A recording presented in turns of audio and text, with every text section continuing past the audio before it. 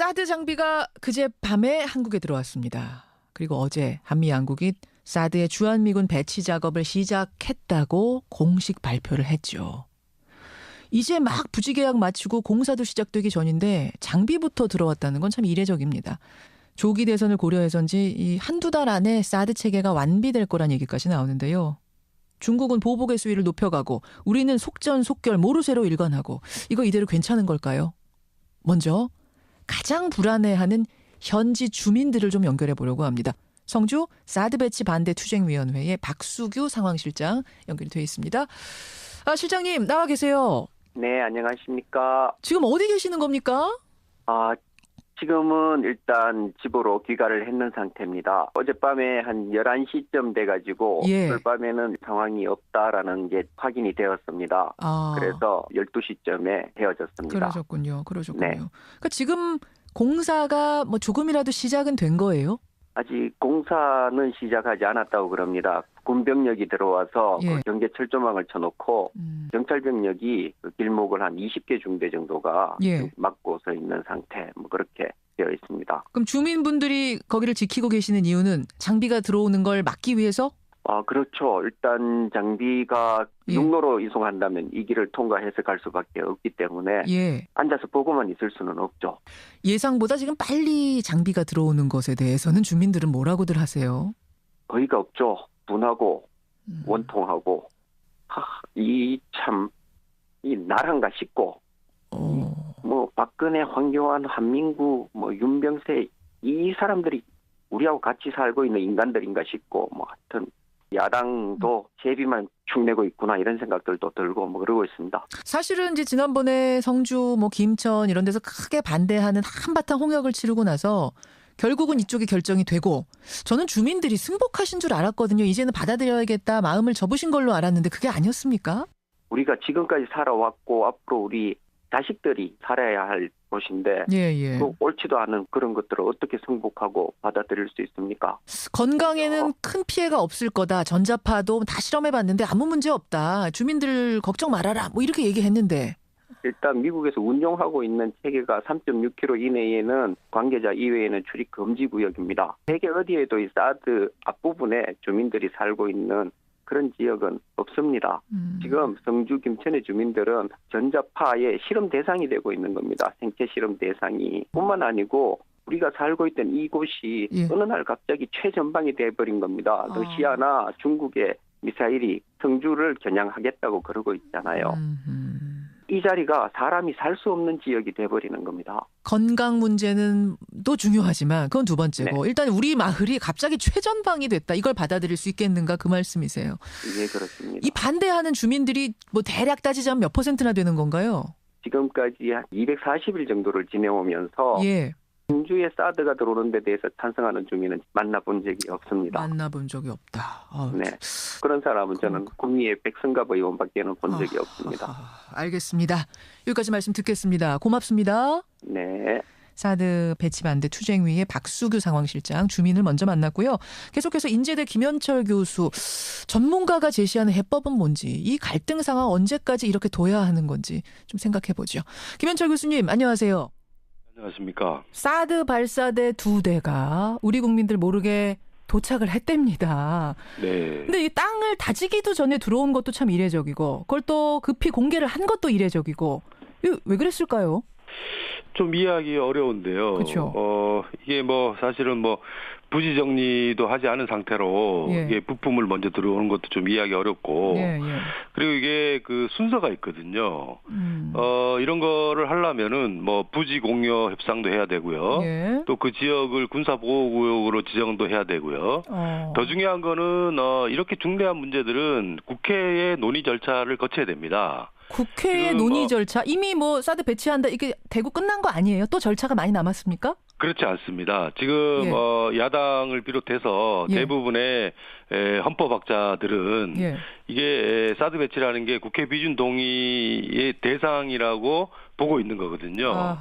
왜냐하면은 헌법 60조 1항에 보면은 이게 외국과의 어떤 그 이 조약이나 협정에 이런 거 할 때 예산이 추가적으로 소요되는 사안에 대해서는 국회 비준 동의를 받도록 돼 있습니다. 정부는 아니라고 하지만 그게 맞다라고 하는 것도 있는데 이게 정리가 아직 안 됐는데 지금 발사대부터 들어왔다 이 말씀이시군요. 그렇죠. 그러니까 그런 차원에서 보면은 이게 순서가 좀 이해하기 어렵다. 왜 그랬다고 보세요? 그럼 이렇게 순서를 막 어겨가면서 이례적으로?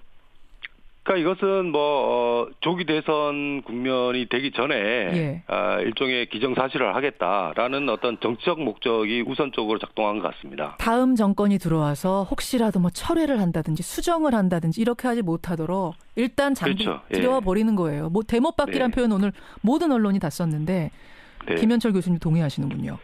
그러니까 이게 이제 이게 미사일 방어망이라는 게 우리 한국에서만 지금 이루어진 건 아니고요. 일본에서도 X밴드 레이더가 들어올 때도 그 절차가 있거든요. 또 유럽에서도 뭐 체코라든가 폴란드라든가 다 이게 의회 비준 과정을 거쳤습니다. 근데 이렇게 졸속으로 이루어지는 것은 매우 이례적이다. 이렇게 볼 수밖에 없죠. 알겠습니다. 그러면 이제 조기 배치가 기정사실화된다면 중국 그렇잖아도 지금 보복에 아주 적극적으로 나섰는데 중국의 보복, 압박의 강도 이거는 어떻게 될 거라고 보세요? 일단 시작이라고 봐야 되겠죠. 이게 중국이 왜 저러나 하는 거에 대한 여러 가지 그 묘사들이 있는데요. 중요한 거는 중국은 이 사드 문제를 단순한 무기체계로 보지 않습니다. 어떻게 봅니까?